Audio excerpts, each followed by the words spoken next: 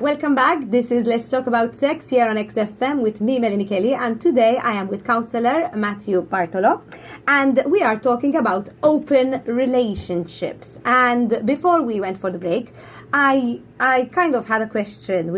I wanted to discuss the idea that let's talk about Malta because we are in Malta. When you mention an open relationship, people naturally assume that these people don't love one another, that it's not a proper relationship, that, they're sex maniacs. Is this all true? Well, really and truly, if you look at society at large and the government and the legal system, you can't be married to more than one person. Yes. So somehow there is this idea, yes, even at an institutional level and at a state level. And our religion. Yes, because let's not forget that marriage was created as a socio-political institution. Yes. So that we have two adults who are responsible for children. Yes. Before that, the relationships are very different. Land. You married for land, Exactly. You married for, as you said. So we are given this idea even to structure society in a cleaner way. In boxes that you need to have. Yes, but let's not go there because that's such a long discussion. Yeah. And then again, because of jealousy, most people wouldn't be okay with their partner going on a date with someone else. Yes. Because they're investing so much in this relationship. And I also think that relationships are quite narcissistic as well. Mm-hmm. The idea that I know that there's this person living with me or in another house, and when she wakes up she thinks of me, so she sends me a good morning. Before she sleeps she's talking to me, and I am her all. So she loves being with me, she loves having sex with me, she loves opening up to me. So the idea of that person having then well, yes, of course, so of course. I'm not saying that people who are in relationships are narcissists. No, but the idea of there is this idea that I'm enough. I mean, Matt, so this goes to when you're helping others. Are you helping others because you want to help others or because it makes you feel good? I mean, that's a whole other discussion that we're talking about. But are people who are in open relationships not capable of a relationship? Are they? It could be. What? It could be that a person who are the people who decide that they want to be in an open relationship? They're very different kind of people. We can't really say that the kind of people who go for an open relationship are so because they fear commitment, for example. Okay. Because I've seen couples. Are they people who are more sexually? It's not even about sex, no. It's not even about sex, no. When people are in open relationships, sometimes it's about freedom, it's about being in a relationship where they want to keep that excitement going. Mm-hmm. Okay? It is about being able to love more than one person. But I thought that they only have one primary partner and then they only just go, have sex with someone else and that person is not emotionally... They can be dating someone. Oh. For some time. Oh. Yes, as far as I know. Unless that's one of the rules that we had spoken about. So, what are obviously some of the problems that can go wrong in an open relationship? Jealousy. Yeah. Someone being coerced into it, which is a very big thing. Okay, so if I'm so much in love with this person that I'm ready to be in this kind of relationship, although it goes against everything I believe in. So it's not because I want to, because I want you so bad. Yes. That Another example is a person who was caught cheating, and he manages to manipulate, or she manages to manipulate their partner to stay in the relationship whilst he's still meeting his lover. Okay. And it's sold as an open relationship. An open relationship doesn't happen after someone cheats. Okay, so I'm not in an open relationship because I got caught. I don't want to choose, but I'm going to bully my partner or manipulate my partner. And these things have happened. Yes, these things have happened. So when we are discussing open relationships, if there's anyone who's listening to us who is considering open relationships, it's important that both want it to the same extent. They both want it in the same way. It's not someone pushing for it.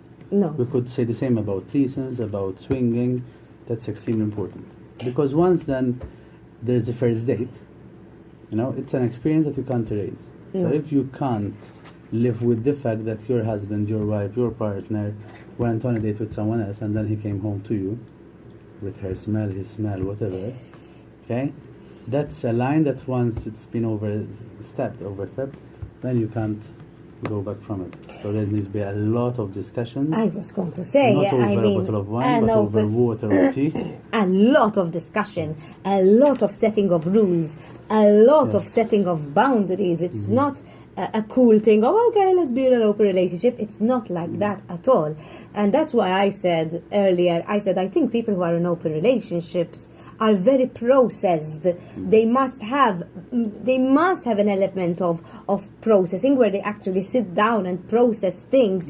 I personally think that if two people are very happy in an open relationship, I think that people who are very, very doing well are more honest with each other than people who are in exclusive relationships to a certain extent. Because as we said, how many people do you know that set boundaries in an exclusive relationship, sit down and actually talk about it? Unless it's because they argue. Against that, if you may, is that there are people who are more in their mind. So an argument I've heard against open relationships is that they talk so much and they can process their relationship on such an intellectual level because they're not so much in line or aware of their emotions. Which I'm not saying that's how it is. I'm saying that that's another argument. So you think so? About open relationship. It could be that a person wants to be in an open relationship because he is scared to give it his all, or she is scared to give it her all. So they'd rather have more than one basket for their eggs, not put all their eggs in one basket. But then again, we're saying that there are different people who are in open relationships for different reasons. Okay.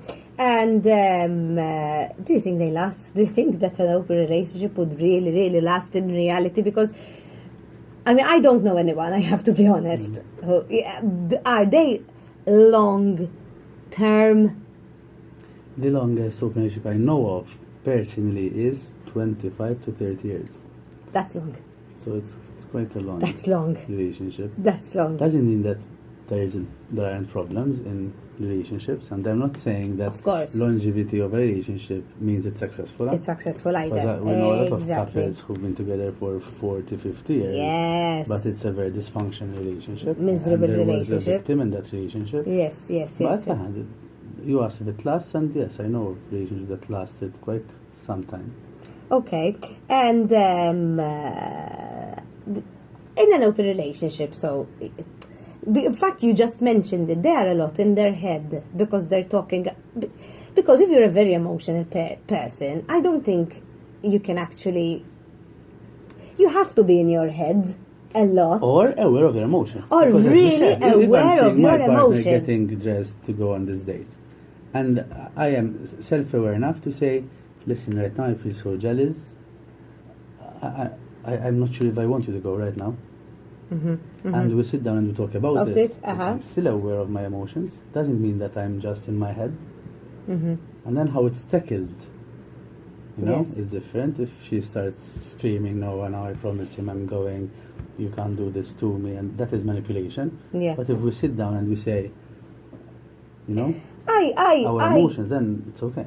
I wanted to do this program about open relationships because maybe our listeners are listening and saying, but there aren't a lot of people. I don't want to be in an open relationship. Like, why should I listen to this? The thing is, first of all, I think it's an interesting topic to talk about because I want to teach, if anything, people not to be too judgmental, because we tend to judge a lot, and especially when it comes to sex, especially when it comes to relationships, there are a lot of people who tend to judge. If somebody cheated on someone else, then she is a beep, he is a beep, and we judge a lot. And if because I was appalled when I saw this program, about open relationships in Malta. We put ourselves on a pedestal, and if people don't think the way I think, then they are wrong.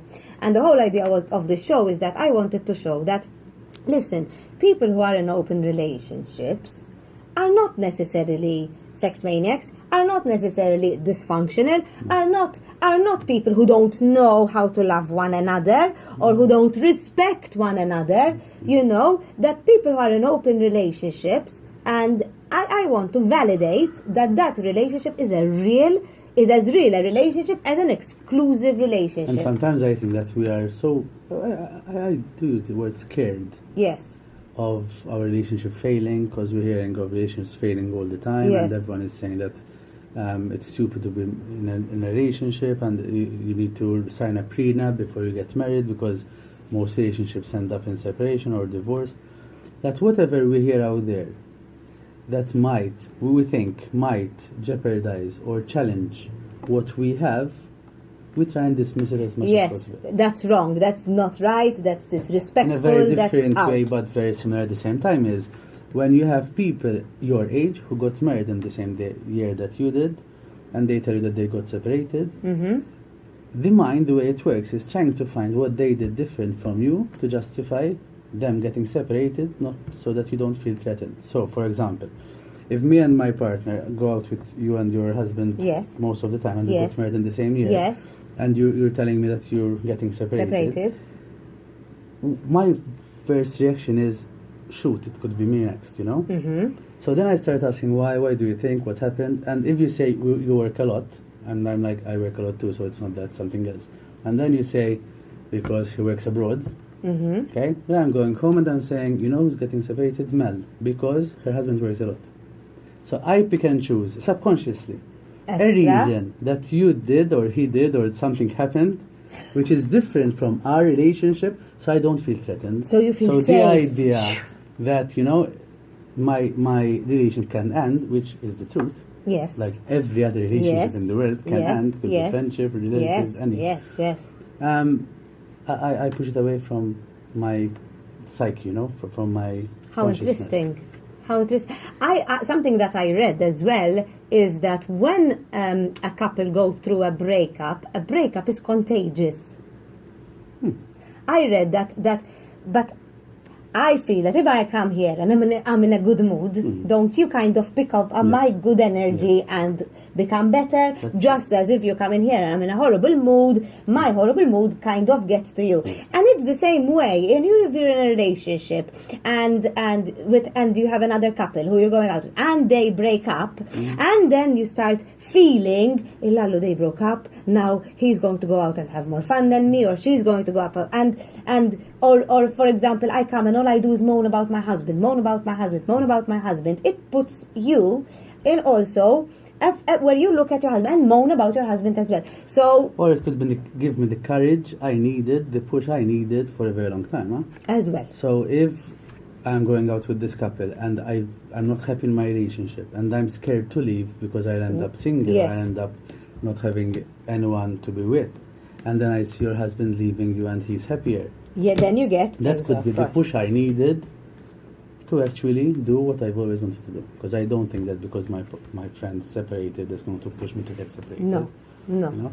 But it does create this paranoia, and yes. I do think that we live in a paranoid society when it comes to relationships. Yes. We're all very scared that it's not going to last and that we're going to get hurt.